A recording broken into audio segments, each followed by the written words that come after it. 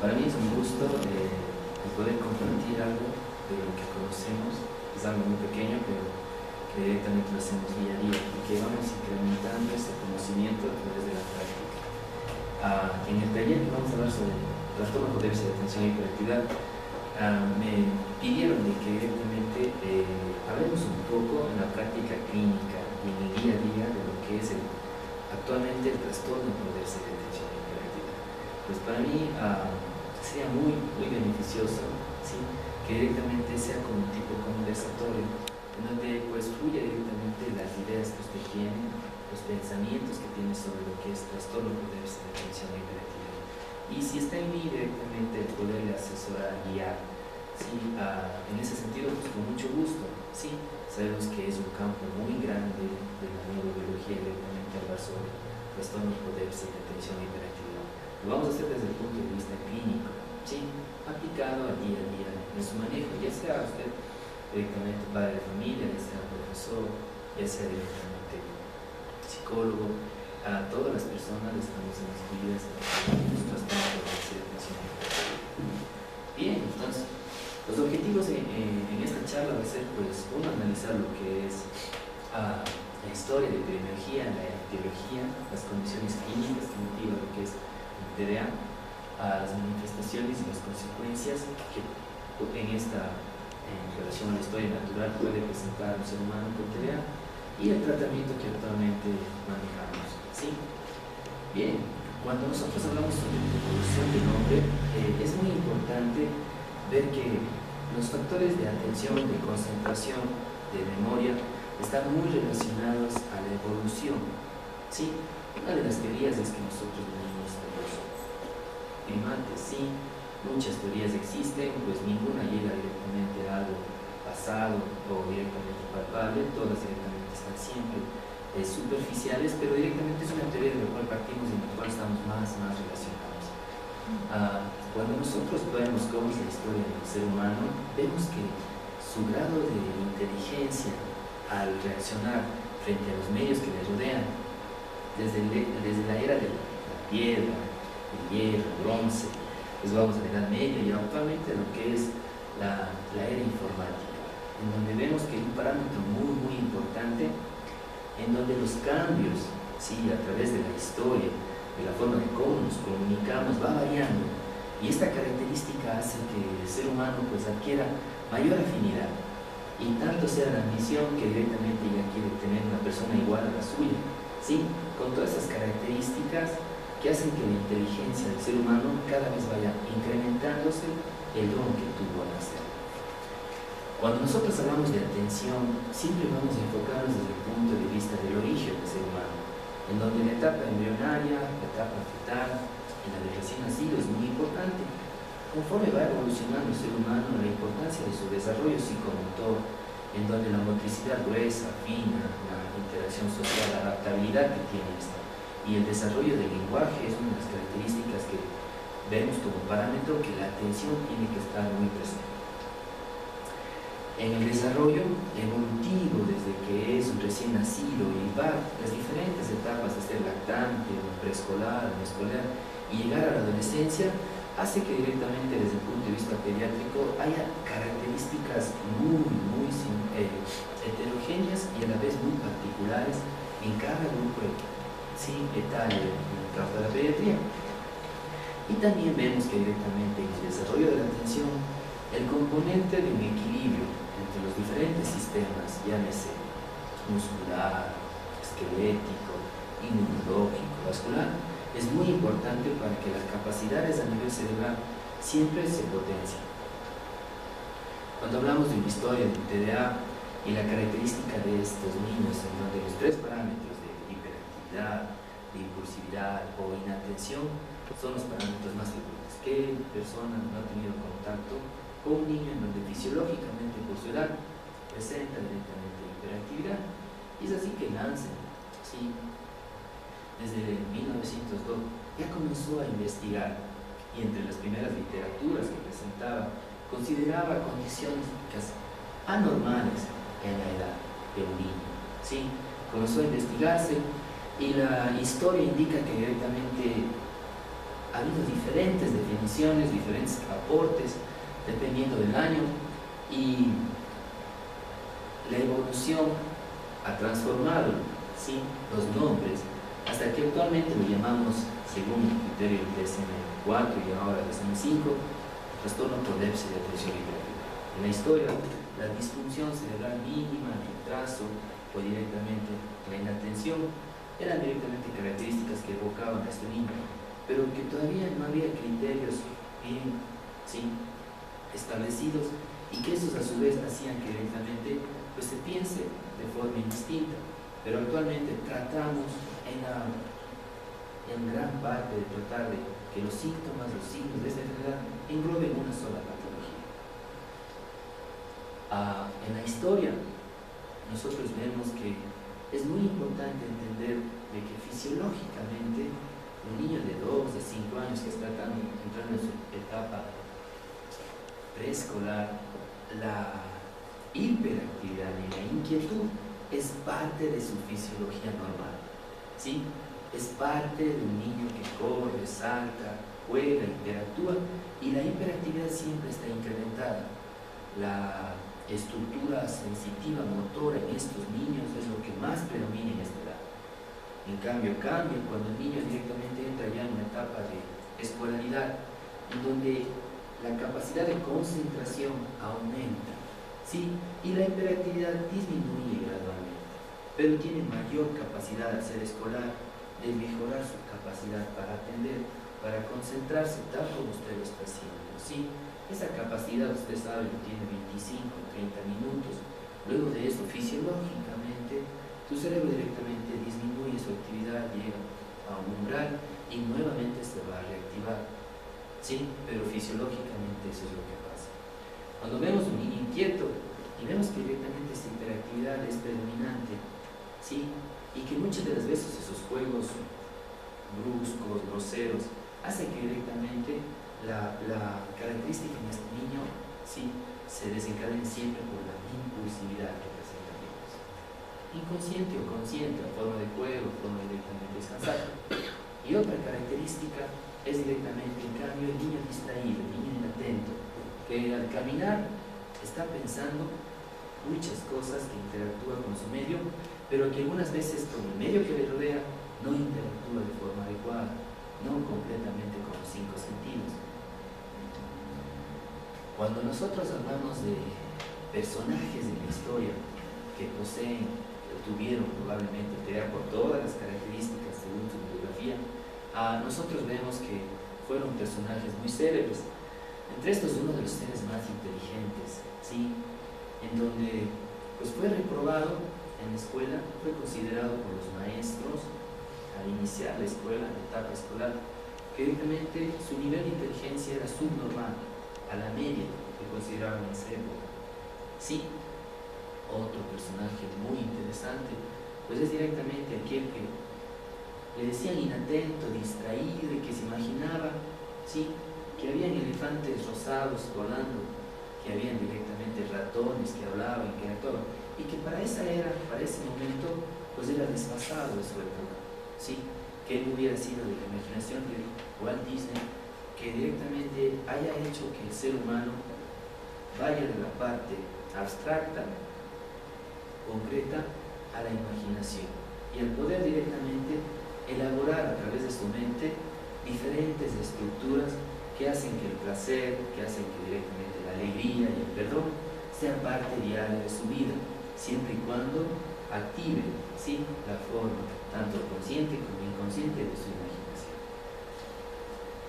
Otro de los personajes actualmente, sí, que definimos por característica, pues Henry Ford, ¿sí?, una persona muy hiperactiva, una persona que desde niño directamente fue catalogado como un niño demasiado inquieto, demasiado hipermotor, y que los profesores también, y los padres, le consideraron que era subnormal, ¿sí?, su hiperactividad, y que su imaginación era tan volátil que él creía, ¿sí?, que en donde había esa época en que existían los caballos, creía que directamente había una máquina que podía transportar y hacer 10 veces mejor la función de los caballos.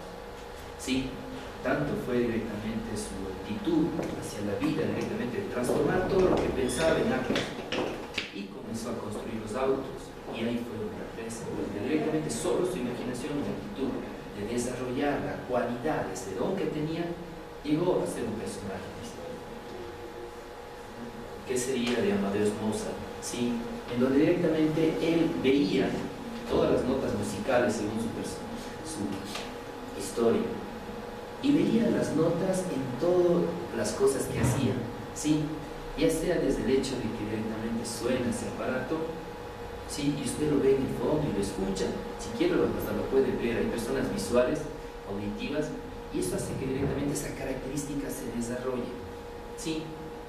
Era tan personaje, tan alto su capacidad para directamente auditir y transmitir a su cerebro a través de notas musicales, sí, lo que actualmente tenemos como una música clásica y una de las mejores músicas para directamente potenciar la capacidad específica cerebral, ya sea desde la etapa pregestacional hasta que directamente nace y desarrolla su cerebro.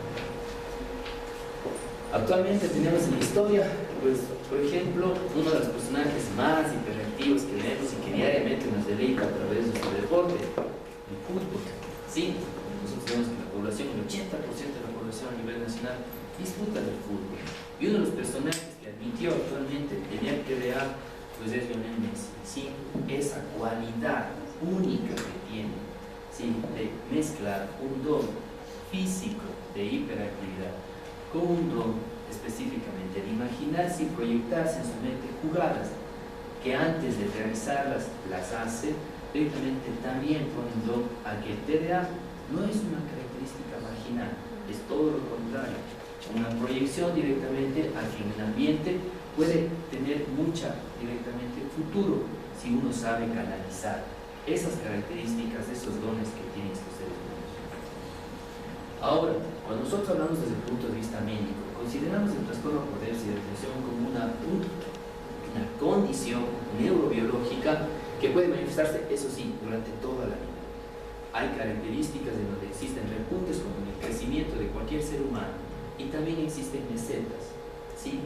Vemos desde que desarrolla los 7 años de edad hasta los 15 años, según los estudios, existe siempre el incremento gradual, pero existe una meseta desde los 15 hasta los 20, ¿sí?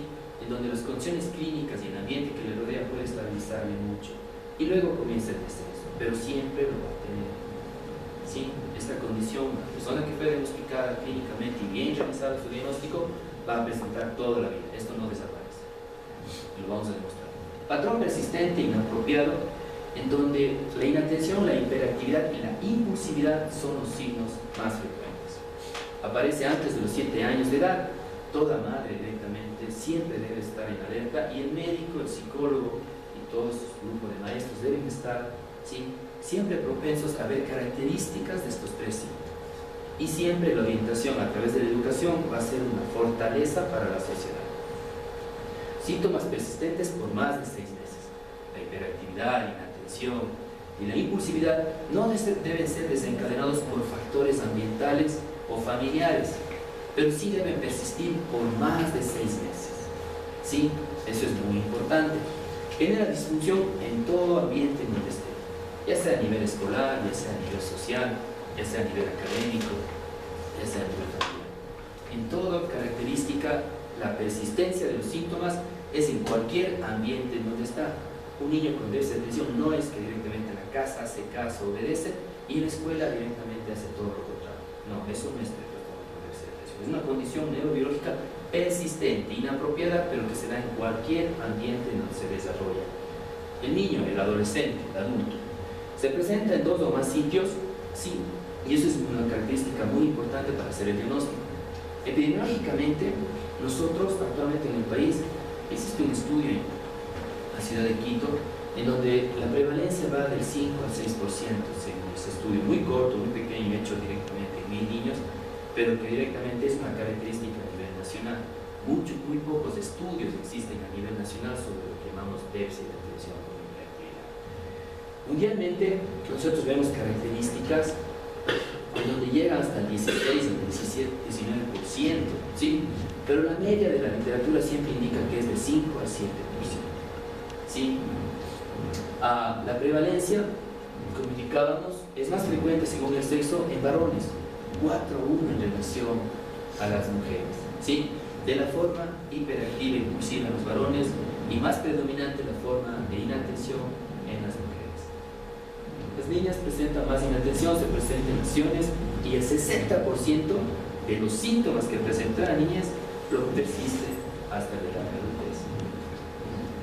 El patrón de conducta, con las 3 características que nombramos, la etiología, pues hay muchos estudios que analizan directamente este trastorno neurobiológico en más del 60%, sí, tiene un componente genético, que las características ya están demostradas a nivel anatómico y bioquímico, sí, que también pueden desencadenarse por lesiones o injurias que están a nivel central, y que los factores ambientales son condicionantes que también contribuyen para que la sintomatología sí se exacerbe. Nosotros consideramos que la conducta del niño, del adolescente, se ve más del 70% influenciada por el ambiente en el que vive, independientemente de condiciones genéticas o bioquímicas. El ambiente en donde se desarrolla, si es que hay funcionalidad, está organizado y directamente se establecen normas, reglas y límites, el ser humano conductualmente va en una línea. Por supuesto que existen excepciones, pero son en muy poco porcentaje, dependiendo si presentan lesiones o enfermedades neurodegenerativas, características de herencia igual familiar. En los trastornos o factores biológicos es muy importante considerar, uno, cualquier injuria, lesión que se dé en etapa embrionaria o neonatal. Y entre estas, el alcohol y la nicotina, aparte de provocar retraso en el crecimiento intrauterino, de provocar bajo peso, baja talla en el recién nacido, directamente altera 100 veces más la proporción del desarrollo potencial que iba a tener esa médula. Está demostrado neurofisiológicamente. La asfixia neonatal, sí, como condicionante, sí, buenos días, bienvenidos. Cuando nosotros vemos asfixia, hipoxia neonatal, el 3% de esos niños está demostrado, sí, hasta el 17% presenta una condicionante de trastorno conductual. La hipoglicemia, las infecciones cerebrales, los traumatismos craneoencefálicos o trastornos metabólicos en la madre mal controlados, como por ejemplo el hipotiroidismo, está demostrado actualmente de que incide directamente sobre el nivel de inteligencia. Toda madre que posee hipotiroidismo y que no esté controlado médicamente influye directamente sobre lo que llamamos déficit intelectual. La diabetes gestacional también es una condicionante para provocar alteración en la permeabilidad celular, específicamente a nivel de la neurona, y el déficit de atención está muy relacionado a esta patología. Genéticamente está demostrado, sí, a través de estudios familiares, en gemelos, a través directamente de bases genéticas y moleculares, que el trastorno por déficit de atención en más del 60% tiene una alteración de origen genético. Existen genes, ¿sí?, en los cromosomas que están involucrados en el trastorno por déficit de atención. Y los genes están relacionados específicamente a los neurotransmisores, ya sea de la índole dopamina o ya sea de la noradrenalina. Genes tanto receptores, ¿sí?, como los transportadores. Específicamente hay más de 17 cromosomas que están correlacionados directamente con el inicio de la enfermedad hereditaria. Aparte, la herencia es un factor importante que se ha demostrado, ¿sí?, que el coeficiente de hereditabilidad, ¿sí?, está relacionado específicamente en mayor proporción trastorno por déficit de atención. Y en este estudio se demuestra todas las enfermedades que podemos heredar, ¿sí?, y la correlación de altura que usted conoce, en donde el 50% de la estatura de todo ser humano depende del 25% de la madre, el 25% de la padre y el 50% forma, sí, esa característica sumada al otro 50%, en donde la alimentación y el desarrollo ambiental produce que la altura se indique y se desarrolle igual en el trastorno por déficit de atención, en más del 0.8%. Entonces esto, a través de los estudios, nos permite tener un mejor manejo